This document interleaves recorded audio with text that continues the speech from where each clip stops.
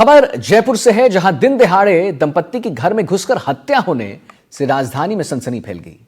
दरअसल बदमाश ने घर में घुसकर पति पत्नी को गोली मारकर मौत के घाट उतार दिया। घटना सांगनेर सदर थाना इलाके की शांति विहार कॉलोनी की है और आपको बता दें कि मृतक दंपत्ति का एक 3 साल का बेटा भी है। बताया जा रहा है कि आरोपी और पति पत्नी एक ही फैक्ट्री में काम करते थे। घटना के वक्त पति पत्नी घर में अकेले थे।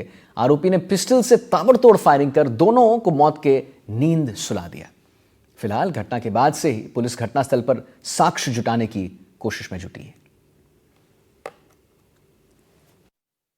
राजधानी जयपुर के जोतड़ा वाला इलाके में सांगनेर सदर का ये इलाका है, जहां पर कल दिन दहाड़े एक दंपत्ति की घर में घुसकर गोली मारकर हत्या कर दी गई। फिलहाल हम उसी घर के बाहर खड़े हैं। ये जो है राजाराम का घर है और उसकी पत्नी दोनों यहाँ पर रहते थे एक 3 साल के बच्चे के साथ, और एक फैक्ट्री में ये लोग काम करते थे।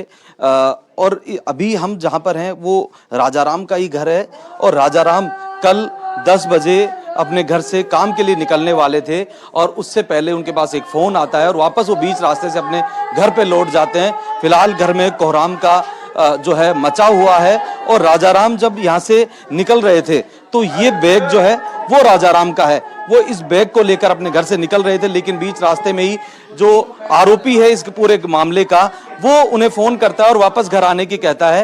राजाराम की ये बहनें हैं, राजाराम की पत्नी आशा, और उन दोनों को इसी घर में यहाँ पर ये देखिए खून भी इस जगह पर लगा हुआ है और यहाँ पर गोली मारकर उनके सर में गोली मारी गई और गोली मारकर उन दोनों को मौत के घाट उतार दिया गया। कल दिन दहाड़े का ये मामला है और ये जो बच्चा है ये उस समय यहाँ पर नहीं था। ये आशा और राजाराम का बेटा है, 3 साल का ये बताया जा रहा है और ये उस समय स्कूल में था।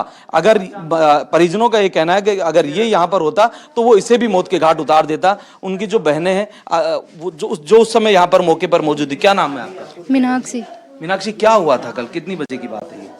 12 बजे के छोटे वाले भैया आए थे, वो ही आके बताए थे, मेरे को पता ही नहीं था भाई ऐसे घटना हो गई। यहाँ पे लेटे हुए थे, आके देखे तो फिर जैसे जैसे गाड़ी में लेके चले गए। तो आपको वो जो मोनू पंडित जो आरोपी है वो आता हुआ दिखा था घर पे? हाँ, बाहर खड़ा था गेट के। कितने बजे के आसपास? वो 9:30 बजे के भैया आए थे, 10 साढ़े 10 के बीच में आए थे। अच्छा, वो बैग लेकर वो तो जा रहे थे, फिर वापस फोन करके उनको बुलाया भैया को? ये पता नहीं फोन किया कि नहीं किया। तो भैया आए थे, वापिस आ गए। अच्छा, वापस आ गए। हाँ, फिर वापस आके क्या हुआ? वापिस आके तो फिर मेरे को बाहर भेज दिए। फिर मैं तो चले गई, फिर आई नहीं। फिर मैं तो फिर छोटे वाले भाई आके बोला भाई जल्दी से अंदर आ।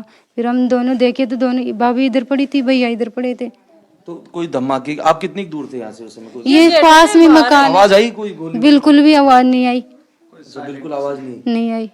पड़ोसी लेके गए, पीछे से जाके बुला के लेके आई मैं बहन, वो बहन में लेके गए थे। अच्छा, वैन में लेकर गए। हाँ। तो देखिए इसी जगह पर जो हमलावर था, जो आरोपी है मोनू पंडित, वो यहाँ पर तो लाश आशा की गिरी रहती है। एक जगह जो है जो राजाराम है उनको गोली मारी जाती है, दोनों के सर में जो है वो गोली मारी जाती है। ये पूरा उनका परिवार है। राजाराम की ये तीनों बहनें हैं और यहीं पर इसी घर में जो हमलावर था उसने पहले गोली मारी और फिर मौके से जो है वो फरार हो गया। बताया जा रहा है कि जो आरोपी है मोनू पंडित वो राजाराम और आशा के साथ ही जो है फैक्ट्री में काम करता था, और जो राजाराम है वो एक सोलर कंपनी में काम करते थे। वो जो सोलर के जो मालिक हैं उस कंपनी के, उनसे भी हम बात करते हैं। आपके पास काम करते हैं? जी, मैं राजकुमार, आदित्य सोलर मेरा कंपनी है। 1 साल से मेरे पास ही काम करता है।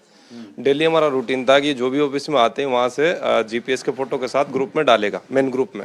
उससे हमें पता चल जाता था कि कौन व्यक्ति काम करने के लिए आ चुका है ऑफिस में। कल उन्होंने हमेशा वो 9 बजे पहुँच के डालते थे, कल उन्होंने नहीं डाला फोटो। हमारा ध्यान नहीं गया।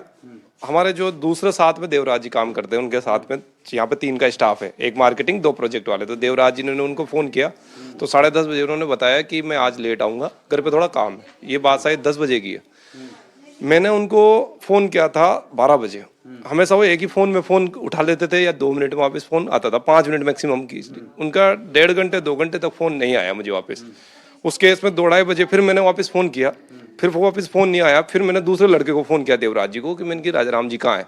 राजाराम जी को उन्होंने बोला था, देवराज जी ने देवराज जी को बोला था कि मैं उधर काणोता साइड जेबीनल में जाऊँगा मीटर लगवाने। तो मुझे उन्होंने बोला कि आ गए होंगे, चल गए होंगे। तो उन्होंने मेरे को रिपोर्ट दिया कि राजा राम जी जो है वो उधर गए होंगे कानोता साइड, क्योंकि ये दूसरी साइड पे थे, वो दूसरी साइड पे जाना था उनको।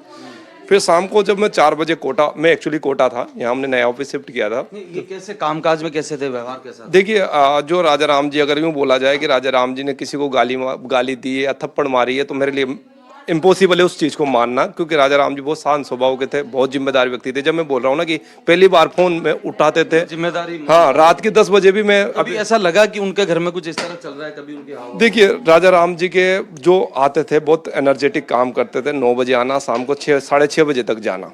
तो उस बीच में मुझे कभी नहीं लगा कि उनके घर में ऐसा कोई प्रॉब्लम महसूस ही नहीं हुआ, नहीं महसूस हुआ। तो देखिए ये राजा राम जी इनके साथ काम करते थे और इनका कहना है कि कभी ऐसा लगा ही नहीं कि कोई उनके घर में इस तरह की कोई चीज चल रही है। हालांकि अब इस पूरे मामले में पुलिस जो है वो जांच कर रही है और पुलिस का कहना है कि कुछ ऐसे संभावना भी जताई जा रही है कि मामला प्रेम प्रसंग से जुड़ा भी हो सकता है। पुलिस अब उस एंगल से भी जांच कर रही है। आरोपी की तलाश में पुलिस ने अलग अलग टीमें बनाकर जो है दबिश दे रही है। आगरा भी पुलिस की टीमें गई है और पुलिस का कहना है बहुत जल्द जो आरोपी है उसे गिरफ्तार कर लिया जाएगा। मुबारक खान, NDTV।